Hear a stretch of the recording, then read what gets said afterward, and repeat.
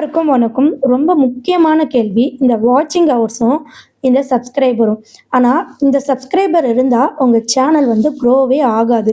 என்னடா சப்ஸ்கிரைபர் இருந்தா தானே சேனல் க்ரோ ஆகும். அப்படின்னு தானே எல்லாரும் சொல்லுவாங்க. நான் சப்ஸ்கிரைபர் இருந்தா க்ரோ ஆகாதுன்னு ஏன் சொல்றேன்னா, நீங்க புதிய யூடியூபர் பண்ற தப்பு என்னன்னா, உங்க சேனல ஓப்பன் பண்ண உடனே உங்களுடைய ஃப்ரெண்ட்ஸ்க்கு ஷேர் பண்ணுவீங்க. உங்களுடைய ஃபேமிலி மெம்பர்ஸ்க்கு ஷேர் பண்ணுவீங்க. அது மட்டும் இல்ல, நீங்க எங்கனா போனீங்கன்னா, நீங்களே கேட்டு கேட்டு வாங்கி சப்ஸ்கிரைப் பண்ணுவீங்க. இந்த மாரி சப்ஸ்கிரைபர்ஸ் உங்க சேனலை என்னைக்குமே வளர விட மாட்டாங்க. ஈவன் உங்க ரிலேட்டிவா இருந்தாலும். உங்களுக்கு ஒண்ணுமே புரியலையா? ஆமாங்க. நீங்க தேடி தேடி போயிட்டு ஒவ்வொரு சப்ஸ்கிரைபரும் கெயின் பண்ணீங்கன்னா, கண்டிப்பா அந்த சப்ஸ்கிரைபர் ஜஸ்ட் ஒரு வழிப்போக்கன். இப்போ நம்ம எங்கனா போனோம்னா, ஜஸ்ட் யாராவது ஒருத்தர் மீட் பண்ணிட்டு நம்ம ஹாய் சொல்லுவோம் பார்த்தீங்களா? அந்த மாதிரி தான் அந்த சப்ஸ்கிரைபர்.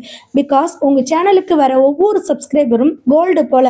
ஸோ உங்களுக்கு கோல்டு போல் வேணுமா, இல்லை ஜஸ்ட்டு பிளாஸ்டிக் போல் வேணுமா? இப்போது இந்த வீடியோவை பார்த்து இப்போ நீங்கள் சப்ஸ்கிரைப் பண்ணிங்கன்னா அது கோல்டு. ஸோ அது இல்லாமல் நான் போயிட்டு ஒவ்வொருத்தர்கிட்டையும் போயிட்டு ஒவ்வொரு சப்ஸ்கிரைபரும் வாங்கினேன்னா அது ஜஸ்ட் பிளாஸ்டிக். எப்போ வேணால் உடஞ்சி போயிடும். அதுக்கு மதிப்பே இருக்காது. ஸோ கண்டிப்பாக நீங்கள் இந்த பிளாஸ்டிக் மாதிரி நீங்கள் சப்ஸ்கிரைபரை கெயின் பண்ணியிருந்தீங்கன்னா கண்டிப்பாக உங்கள் சேனல் க்ரோ ஆகாது. பிகாஸ் நீங்கள் ஒரு சப்ஸ்கிரைபரை கேட்டு ஒவ்வொருத்தருக்கிட்டையும் கேட்டு வாங்கும் போது என்ன நடக்கும்னு பார்த்தீங்கன்னா, சப்ஸ்கிரைபர் கெயின் ஆகும். உதாரணம் பார்த்தீங்கன்னா, என்னுடைய வீடியோ உங்கள் சேனலுக்கு தொடர்ந்து 3 நாள் வரலனா நெக்ஸ்ட் பார்த்தீங்கன்னா என்னுடைய வீடியோஸ் உங்களுக்கு வராது. அதே மாதிரி நீங்கள் தொடர்ந்து 3 நாள் என்னுடைய வீடியோவை பார்க்கலன்னா அதுவும் நெக்ஸ்ட் அதுக்கு அடுத்த நாள் என்னுடைய வீடியோ வராது. அது போல தாங்க நீங்கள் போயிட்டு கேட்டு கேட்டு வாங்குறீங்க பார்த்தீங்களா? ஏதோ போனா போகுது அப்படின்னு சொல்லிட்டு ஃபர்ஸ்ட் நாள் பார்க்க வாய்ப்பு இருக்கு. அடுத்த நாள் பார்க்க மாட்டாங்க. பிகாஸ் நீங்கள் கேட்டதுனால அவங்க பார்த்தாங்க. ஸோ எப்பவுமே எவர் கிரீனாக பார்க்கணுன்னா உங்களை தேடி ஒரு சப்ஸ்கிரைபராக இருந்தாலும் அவங்க மட்டும்தான் பார்ப்பாங்க. நீங்கள் தேடி போனவங்க ஜஸ்ட் ஒன் டைம் தான் பார்ப்பாங்க. ஸோ அந்த மாதிரி பார்க்கும்போது என்ன ஆகும்னு பார்த்தீங்கன்னா, அதுக்கடுத்து அவங்களுக்கு அவங்க நம்ம சேனலை பார்க்கலன்னா யூடியூப் பார்த்தீங்கன்னா ஆட்டோமேட்டிக்காக நோட்டிஃபிகேஷனை ஸ்டாப் பண்ணிடும். ஸோ அதுக்கப்புறம் பார்த்தீங்கன்னா அவங்க சப்ஸ்கிரைபர் கவுண்ட் மட்டும்தான் இருக்கும், வியூவர்ஸாக இருக்க மாட்டாங்க. யூடியூப் என்ன நினைக்குன்னா, இது எல்லாமே ஃபேக் சப்ஸ்கிரைபர் அப்படின்னு சொல்லிட்டு உங்கள் சேனலை வளர விடாது. யூடியூப் வந்து வளர விடாதுன்னு அர்த்தம் கிடையாதுங்க. நீங்களே வளர விட மாட்டீங்க. ஏன்னா நீங்கள் கேட்டு கேட்டு பண்ணதுனால இந்த மாதிரி ஒரு மாற்றம் நடக்கும். அது மட்டும் இல்லை, நிறைய பேர் கேட்குறீங்க, சிஸ்டர் நான் long format video, live video, shorts video இது எல்லாமே ஒரே ஃபார்மேட்டில் நம்ம வீடியோ போடலாமான்னு கேட்குறீங்க. கண்டிப்பாக டெஃபினெட்லி ஷோராக போடலாம். ஸோ இப்போ பார்த்தீங்கன்னா, நீங்கள் ஒரு சேனலை ஸ்டார்டிங்லேருந்து கொண்டுட்டு வரீங்கன்னா 3 டைப்பில் கொண்டுட்டு வரலாம். First shorts, next live, next long video. So எந்த டைப்பில் நீங்கள் ஆடியன்ஸை உள்ளே கொண்டுட்டு வரீங்களோ அதுக்கேற்ற மாதிரி தான் உங்களுடைய இன்கம் இருக்கும். அதிக இன்கம் பார்த்தீங்கன்னா நீங்கள் லாங் வீடியோ போட்டு கொண்டுட்டு வந்தீங்கன்னா அதிக இன்கம் எடுக்கலாம். ஆனால் லாங் வீடியோ பார்த்தீங்கன்னா எப்போயுமே ஸ்லோ மூமெண்ட் தான். பிகாஸ் உங்களுடைய தம்ப்நெயில் பார்த்து தேவைனா மட்டும்தான் டச் பண்ணுவாங்க. ஆனால் ஷார்ட்ஸ் வீடியோ பார்த்தீங்கன்னா அப்படி கிடையாது. ஷார்ட்ஸ் ஃபீல்டில் போகும், யார் வேணால் பார்க்கலாம். ஈவன் குழந்தைங்க, பெரியவங்க, வயசானவங்க, நமக்கு வேண்டியவங்க, வேண்டாதவங்க யார் வேணா பார்க்கலாம். ஸோ அப்படி பார்க்கும்போது லைக் பிடிச்சிருந்தா, இப்போ பார்த்தீங்கன்னா உங்களுடைய ஷார்ட்ஸ் பிடிச்சிருந்தா ஒரு குழந்தைக்கு நிறைய பேர் என்னுடைய பையனா பார்த்தீங்கன்னா எந்த ஷார்ட்ஸை பார்த்தாலுமே சப்ஸ்கிரைப் பண்ணுவான். ஆனால் அதுக்கடுத்து அதே ஷார்ட்ஸ் அவன் பார்ப்பானா? பார்க்க மாட்டான். அந்த மாதிரி தேவையில்லாமல் சப்ஸ்கிரைபர்ஸ் வந்து உள்ளே வருவாங்க.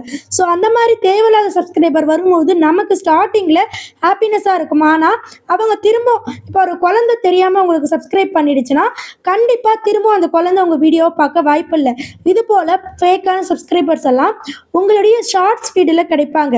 சரிங்களா? ஜஸ்ட் பார்த்தீங்கன்னா ஒரே ஒரு வீடியோ நல்லா பூம் ஆகி நிறைய லேக்ல வியூஸ் போகும். அதில் பார்த்தீங்கன்னா தௌசண்ட்ஸில் சப்ஸ்கிரைபர் வரும்.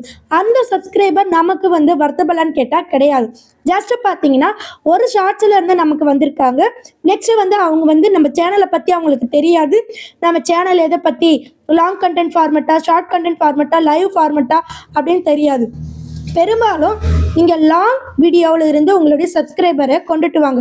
அப்படி கொண்டுட்டு வந்தீங்கன்னா கண்டிப்பாக உங்கள் சேனல் க்ரோ ஆகும். ஆனால் லாங் வீடியோ பார்த்தீங்கன்னா ரொம்ப ஸ்லோவாக தான் க்ரோ ஆகும். இந்த லாங் வீடியோவில் நீங்கள் கண்ட வீடியோவை போஸ்ட் பண்ணக்கூடாது. நல்லா புரிஞ்சுக்குங்க. லைக் ஈவன் பார்த்தீங்கன்னா நீங்கள் ஒரு குக்கிங் சேனல் ஸ்டார்ட் பண்ணுறதா இருந்தால், உதாரணம் இப்போ லேடிஸ் ஃபிங்கர், பிரிஞ்சால், பொட்டேட்டோ இந்த மாதிரி இருக்கு இல்லையா, ஏதாவது ஒரு வெஜிடபிளை எக்ஸ்பெஷலி உங்களால் டெய்லி என்ன பண்ண முடியும் அதை நீங்கள் சூஸ் பண்ணுங்கள். இப்போ பொட்டேட்டோன்னு எடுத்துக்கிட்டிங்கன்னா பொட்டேட்டோ டிஷ்ஷஸ் அப்படின்னு நீங்கள் கூகுளில் போடுங்களேன், பல வெரைட்டிஸ் வரும். ஸோ அந்த பொட்டேட்டோ நீச் மட்டும் எடுத்து ஒரு கண்டென்ட்டாக க்ரியேட் பண்ணுங்கள். கண்டிப்பாக 3 மாதத்தில் மோனிடைஸ் வாங்கலாம். அதை விட்டுட்டு நான் குக்கிங் போடுறேன் எல்லாமே போடுவேன் அப்படின்னா கண்டிப்பாக சான்ஸே கிடையாது.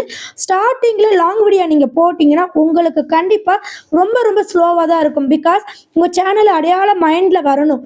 இப்போ என்னுடைய சேனல் பார்த்தீங்கன்னா எல்லாமே லாங் ஃபார்ம் கிரியேட்டர்ஸ் சப்ஸ்கிரைபர் தான். இப்போ நான் வந்து ஷார்ட்ஸ் இப்போ ஒரு 1 மந்த்தாக போட்டுட்ருக்கேன். ஸோ ஒரு செட் ஆஃப் ஆடியன்ஸை லாங் ஃபார்மெட்டில் நீங்கள் கொண்டுட்டு வந்துட்டு அப்புறம் நீங்கள் எது போட்டாலும் அவங்க பார்ப்பாங்க. அதே மாதிரி லைவில் வர சப்ஸ்கிரைபரும் நமக்கு சும்மா தாங்க, ஜஸ்ட்டு நம்ம சேனலுக்காக கெத்துக்காக இருக்கலாமே தவிர நம்ம ஏர்னிங்ஸ்க்கு அதுக்கும் சம்மந்தமே இல்லை. பிகாஸ் லைவில் பார்த்தீங்கன்னா ஜஸ்ட் உங்களை லைக் பண்ணி அவங்க சப்ஸ்கிரைப் பண்ணியிருக்கலாம். ஈவன் அவங்க உங்கள் ஷார்ட்ஸ் கூட பார்க்க மாட்டாங்க. ஏன்னா அவங்க லைவ் மட்டும் பார்க்க ஆடியன்ஸாக இருக்கலாம்.